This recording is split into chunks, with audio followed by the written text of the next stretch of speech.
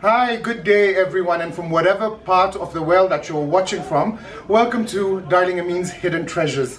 Today I'm privileged and honored to be interviewing Kenya's first female Dhol player. Yes, her name is Ruhina Jiwa Shah, and we're going to be talking to her. Hi Ruhina, how are you? How are you? I'm good, thanks. Now you'll have to speak up so the mic can pick you up. Sorry, hello, I'm Ruhina, like introduced me, and yes, welcome to Amin's Hidden Treasures. Thank you. You forgot the darling part. Right.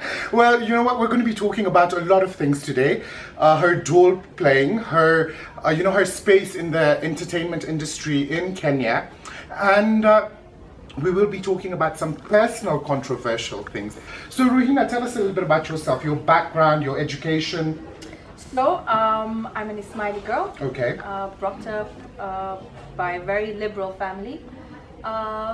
You can say moderate liberal family. Okay. The moderator to come in. Yeah, of course. Background of school, studied in Aga Khan. Okay. Lived all my life with this tradition, with this growth of being an Ismaili. Then somewhere deep down inside me, I think I have some Punjabi blood. I do not know why and I do not know how. Both my parents are Ismailis, but I loved getting into the Dhol. So that's how I just started. So explain to me, I mean, I know what a Dhol is, but then how do you start practicing? How do you get into it? And I know it's a certain rhythm, because even when you go for a wedding, you go for a party, you go to an event and you hear the Dhol, you can start dancing to it, Apparently you need to have a certain kind of flow. You need to have a beat running into your mind before you pick up the sticks and start hitting. And it's not like you're hitting both the sides together. Okay. There's a movement of each side. Okay. You have to keep one hand continuously moving while you're hitting the bass together. So it takes a lot of energy, a lot of practice.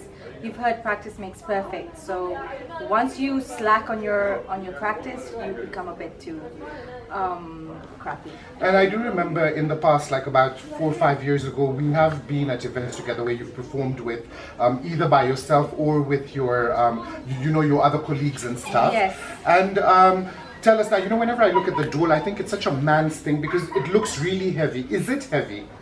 Sir, there are different kinds of Dhol. Mine's very light. I can actually go twirl with it round. I can wear a sari and play with it. Mine's extra light.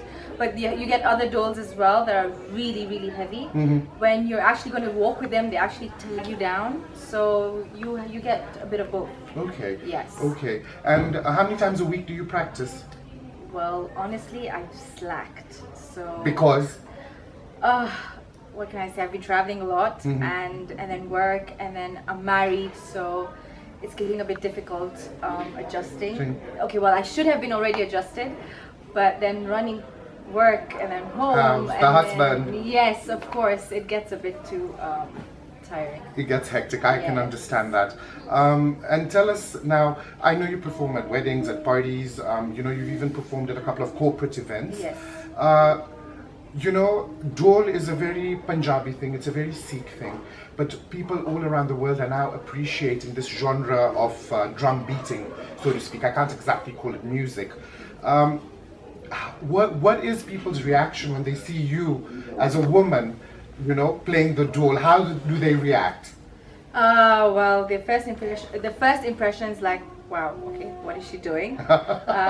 Can she handle it? And then once I start hitting the Dhol, first of all, I become someone else when I'm with the Dhol. So when I start feeling the beat, I close my eyes, I forget what everyone's saying or doing, and then sometimes you get someone come up and tell you, wow, I'm so proud to see a lady playing a Dhol with the guys. Mm-hmm. So you get a mixed reaction, but most of the time it's been positive, so thank God. Now, I know you've performed in Kenya and stuff. Have you done anything in Uganda and Tanzania? Not Uganda, not Tanzania. Kenya, just Nairobi and Mombasa. Okay. Yeah. Okay. Like I told you before we started this interview, I already got an inquiry because there's someone who's planning to organize a talent show here in Kenya, and they're looking for, raw talent, for new talent, for people who do different things. And you were the first one that came to my head, and I'm like, Ruhina Jiwa Shah, you want to get her because she's a female Dhol player, and you're the only one here basically. The one that I know of. Having said that, how long can your performance go on for? You can have it for about 6 to 10 minutes. 10 minutes with a track being played behind, Okay. and maybe 6 minutes having it just solo, just Dhol. Just Dhol by itself. Just to let you know, I don't play alone. I play with my friend called Akil. We normally jam together. Akil Behal. Akil Bihal. Yes, I know him. He's the one who's always got my back, so thank you, Akil. And yeah, we jam together. He's the Okay. one who's got me where I was, thank God. Okay. And Karan and Hermeet.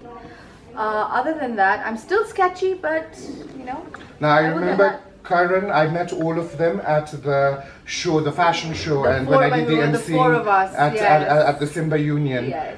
This was about 3 years ago, I think. Yeah. And then I met Akil. Hi Akil, how are you? You know, we're kind of good friends, like when we meet each other. Yes. The last time I met him, he performed at the Bonnie M concert where I was also emceeing, and that's where we met. So yes, I know both of you. You know, do a good show together. What are the roots of Dhol? I don't know, and you know what? We'd like to educate our viewers. Is it strictly Punjabi, or because I know Arabs also play, but they play a different kind of a drum, Dhol so to is speak. a drum, so that part of the Dhol is Punjabi. Okay. But you get other Dhols. You get Dhols for bongo. You've got the drums for bongo. Okay. I mean, you've got the drums for, like you said, the Arabic ones. So it is the roots are Punjabi, but it does fall under the classification of drums. Drums, okay. Cool, nice.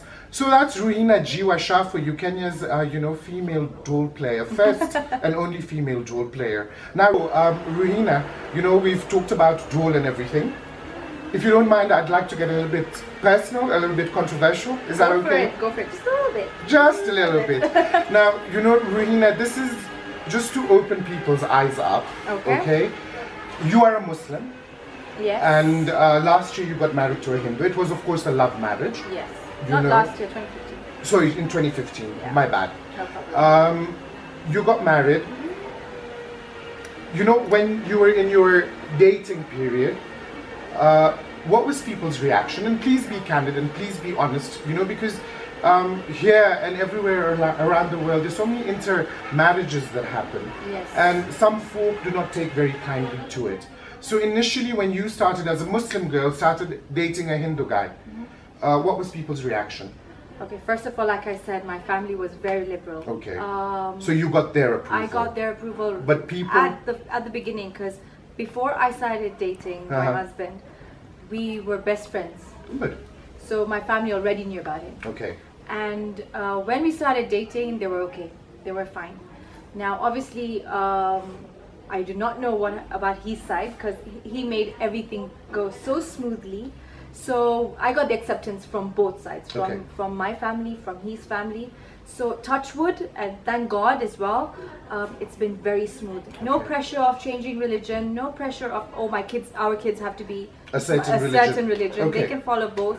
So it's been really smooth. So for those who are dating or seeing People from another community yes, or exactly. religion. People from other religions, don't lose hope. Really nice, a It does glimmer get of hard. hope. It does get hard. There'll be a point where you do not know where you're going, but hang in there. Hang in there. If you know you love the guy or you love the girl, just keep it And strong. Ruhina, what about people around you, their reaction? You know, Their because some reaction people was- think, you know, like they think 50 years ago. I know your friends, for example, I was happy for you. I'm happy for anyone as long as they are Yes. happy. And there are a few people like that.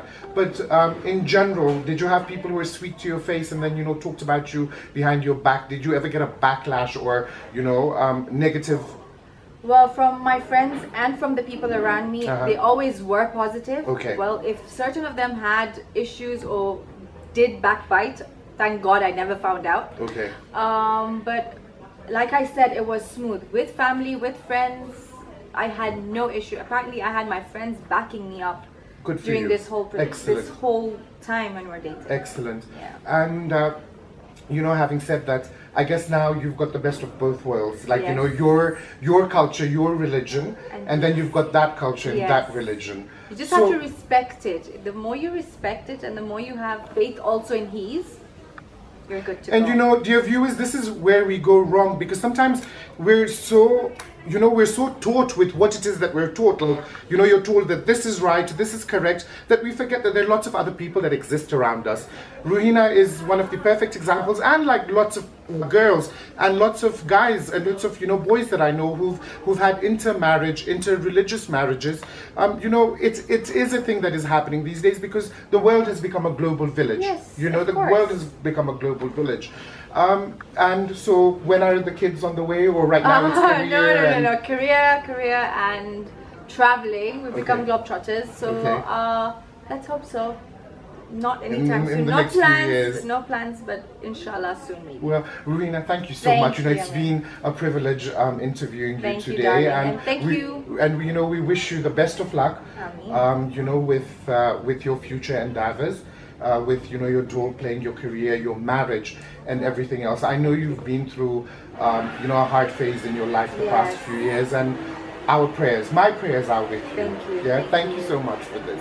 Well, that was Kenya's first female Dhol player that, you know, we got to know a little bit about. We could have gotten more and more into it, but time does not permit. Remember, if you would like to be interviewed, you just need to get in touch with me. I'm Darling Amin, and you've been watching Hidden Treasures. Thank you so much for staying tuned, and we shall see you next time with another interview. Goodbye.